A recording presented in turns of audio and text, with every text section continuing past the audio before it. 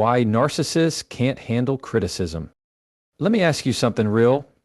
Have you ever tried to be honest with someone only for them to snap, shut down, or twist your words like you're the problem? It's frustrating, right? You're not trying to hurt them. You're trying to help them grow. But what if I told you that some people aren't wired to handle even the smallest bit of criticism, not because they're evil or broken, but because they're scared, deeply scared.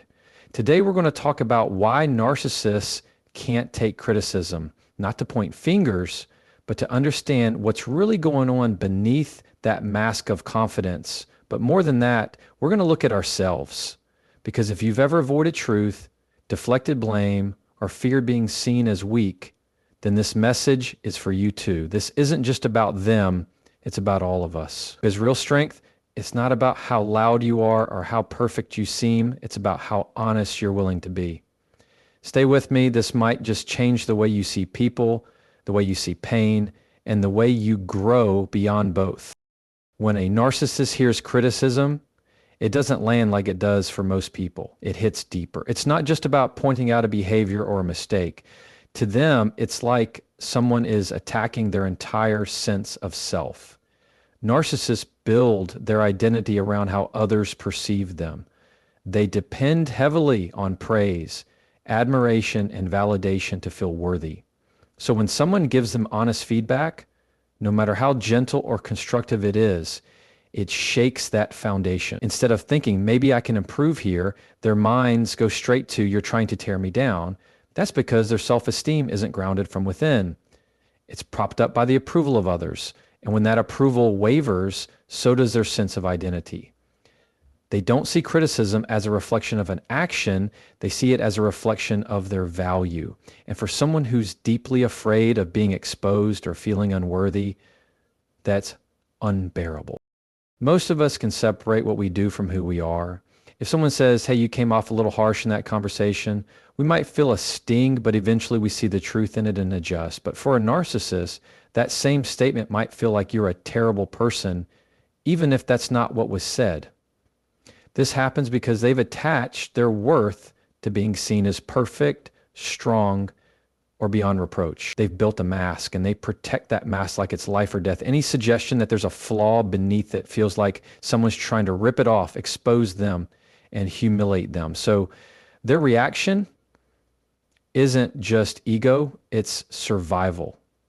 And when someone's in survival mode, they can't hear truth, they can only hear threat. What makes it worse is that many narcissists don't even realize they're doing this. It's so automatic. The moment they feel criticized, even in the smallest way, something inside shuts down or fires up. They might lash out, become cold, blame someone else, or completely deny responsibility. It's a defense mechanism. They're not trying to grow. They're trying to protect the version of themselves they believe is lovable. But here's the tragedy in that they miss the opportunity to actually become better. They trade growth for safety. And while they might succeed in protecting their image, they stay stuck in patterns that sabotage their relationships, their work, and their peace. They fear the discomfort of being seen as flawed, not realizing that facing that discomfort is the exact path to strength, depth, and healing. Because real confidence isn't about avoiding criticism. It's about being secure enough to welcome it. And that's the difference between someone who's growing and someone who's just surviving.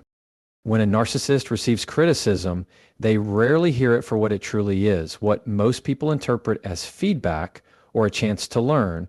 A narcissist internalizes as outright rejection. It doesn't matter how soft the tone or how loving the delivery, the moment it's not praise, it becomes a personal attack. To someone with narcissistic tendencies, love and admiration often feel conditional. So the moment you offer correction, they assume affection is being withdrawn. It's not that you're trying to help them grow, it's that you must be turning against them. In their mind, criticism becomes proof that they're no longer wanted, no longer accepted, no longer worthy. And that fear is like a deep wound that never healed. This reaction isn't just emotional. It's rooted in how they were conditioned to connect with others. Many narcissists have grown up in environments where their worth was measured by performance, appearance, or achievement. They didn't learn that love could exist alongside imperfection. So as adults, when someone points out a flaw or a mistake, it unconsciously reinforces a belief that they're about to be abandoned or devalued. They feel as though the relationship itself is being threatened. Instead of seeing criticism as something to integrate and learn from, they see it as the beginning of emotional distance. It's not just, you could handle that better, it's, you don't like me anymore. That's why their reactions are often so intense, even when the situation doesn't seem like a big deal. This confusion between correction and rejection is what keeps them stuck in unhealthy cycles. Instead of facing the truth and adjusting, they might attack the messenger, change the subject, or flip the blame. They don't want to lose their place in your eyes, so they try to maintain control by denying fault. But in doing so, they lose trust, connection, and respect. Things they desperately crave but don't know how to keep. The sad part is many of them genuinely want closeness. They just don't understand that closeness grows through honesty, not perfection. So they push people away without realizing it. They protect themselves from pain, but in doing so, they also protect themselves from growth, from intimacy, and from real self-worth. The only way out of this pattern is learning that being corrected doesn't mean being unloved, that a healthy relationship includes moments of discomfort and challenge, that someone saying you could do better is often another way of saying, I believe you can. But for narcissists, those lessons feel unreachable until they can sit with the discomfort of not being admired every moment of the day. And that takes humility, a trait they often fear, but one that could set them free. Because when you stop seeing feedback as rejection and start seeing it as direction, your whole life starts to change. What looks like confidence in a narcissist is often a fragile disguise hiding deep insecurity. On the outside, they may appear self-assured, in control, and even charismatic, but that surface-level boldness isn't rooted in real self-esteem. It's built on the need to be seen a certain way. They spend so much energy creating and maintaining an image of being successful, flawless, or superior that they start believing in that image more than they believe in their actual selves. But when that image is questioned, even slightly, the whole illusion begins to shake. That's why even the smallest form of criticism can feel unbearable to them. It's not because they think they're perfect, it's because they need you to believe they are. That need runs so deep that any threat to their carefully crafted persona feels like danger. This false confidence is like walking a tightrope. As long as they're getting admiration, applause, or validation, they feel secure. But the moment someone points out a mistake or gives honest feedback, they wobble, not because they don't make mistakes like everyone else, but because they've convinced themselves they can't afford to be seen as flawed. Their self-worth isn't built on a foundation of truth. It's built on approval, and approval is temporary, unpredictable, and often superficial. So they constantly feel the pressure to perform, to impress, to be better than. That's not confidence, that's fear in disguise. True confidence is quiet, grounded, and able to admit wrongs. It welcomes growth. It listens, but narcissists don't feel safe enough to let that kind of vulnerability in. They think admitting fault means losing power. They fear that showing weakness will lead to judgment, rejection, or being taken advantage of, so instead they double down. They become defensive, dismissive, or aggressive. They wear confidence like armor, not realizing it's keeping them from genuine connection. They confuse dominance with strength, when in reality, strength is being secure enough to be soft. Strength is being teachable. This is why narcissists struggle in relationships, at work, and within themselves. Because nobody can go through life untouched by criticism. We all fall short. We all have blind spots. But if your worth depends on never being wrong, you'll never be free. You'll live in a constant state of performance, always looking over your shoulder, afraid someone will see past the act. That's an exhausting way to live. Real growth only begins when you stop hiding behind the mask and start building from within. When you accept that you're not above feedback, that you can be loved and still be wrong sometimes, that's where real confidence begins. Not in proving you're enough, but in knowing you already are, even while you grow. When a narcissist is criticized, they rarely take a moment to reflect or admit fault. Instead, their first instinct is to shift the blame onto someone else. This isn't always a calculated move. It's often a reflex, a defense mechanism that kicks in to protect their fragile ego from shame. Deep down, they may feel the sting of truth, but facing it would mean admitting they're not perfect, not invincible, not above making mistakes. And for someone who builds their self-worth on being admired or appearing superior, that's too much to bear. So rather than sit in that discomfort, they project it outward. It becomes someone else's fault. You misunderstood. You overreacted. You're the problem. That way, they get to maintain their illusion of control and keep their self-image intact, even if it means damaging relationships in the process. This habit of deflecting blame creates a toxic cycle. Every time they're confronted, instead of growing from it, they shut down the conversation or redirect the attention. They might bring up your flaws to distract from their own. They might twist the situation to make themselves the victim. And over time, this creates an environment where accountability becomes nearly impossible. The people around them begin to feel unheard, invalidated, or manipulated. Trust starts to erode. Relationships become tense and one-sided. But from the narcissist's perspective, they're just trying to protect themselves from the unbearable weight of being wrong. It's not always about manipulation. It's about self-preservation.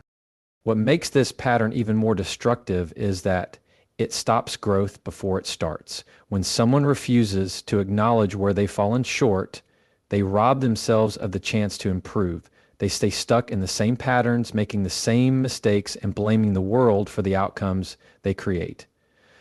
But growth requires responsibility. It requires the humility to say, maybe I didn't handle that well, or I could have done better.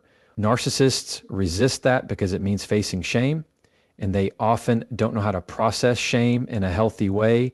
They associate it with failure, with unworthiness, with being unlovable, so they run from it, cover it up, or toss it onto others. But blame may offer temporary relief. It never brings real peace. It never leads to healing. And the truth is, no one can grow without facing themselves. It takes courage to admit fault, but that courage is the beginning of maturity. It's how strong people become even stronger. When you stop blaming others and start owning your part, that's when transformation begins. That's when relationships deepen, trust rebuilds, and real confidence starts to form. Because the goal isn't to be perfect, it's to be real. And real people take responsibility even when it's uncomfortable. Growth doesn't happen in the comfort of denial. It begins the moment you get honest with yourself. For narcissists, self-honesty is terrifying because it means letting go of the illusion that they have everything figured out. It means admitting that there are cracks in the image they work so hard to protect. Vulnerability to them feels like exposure, and exposure feels like weakness. That's why they avoid accountability and resist anything that might make them feel flawed. But the truth is, everyone is flawed. Everyone has moments they're not proud of, things they need to work on, and areas where they fall short.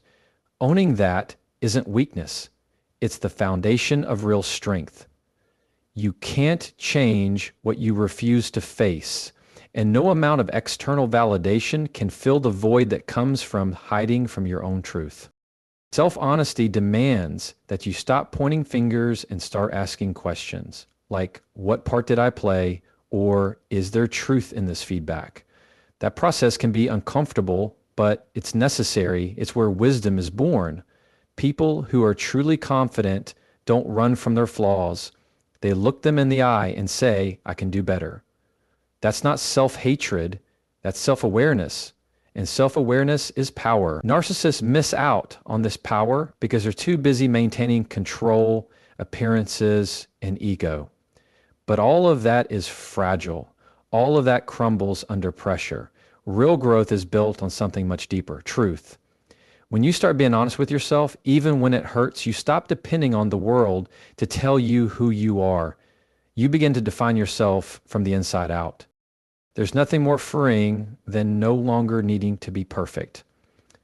There's nothing more powerful than knowing you can fail, take responsibility, and still be worthy of love and respect. That's what narcissists don't understand. They think admitting fault will destroy them, but in reality, it's the first step to becoming who they were meant to be. Avoiding accountability only keeps them small. Facing the truth is what makes people grow into leaders, into people of depth, into people others can trust.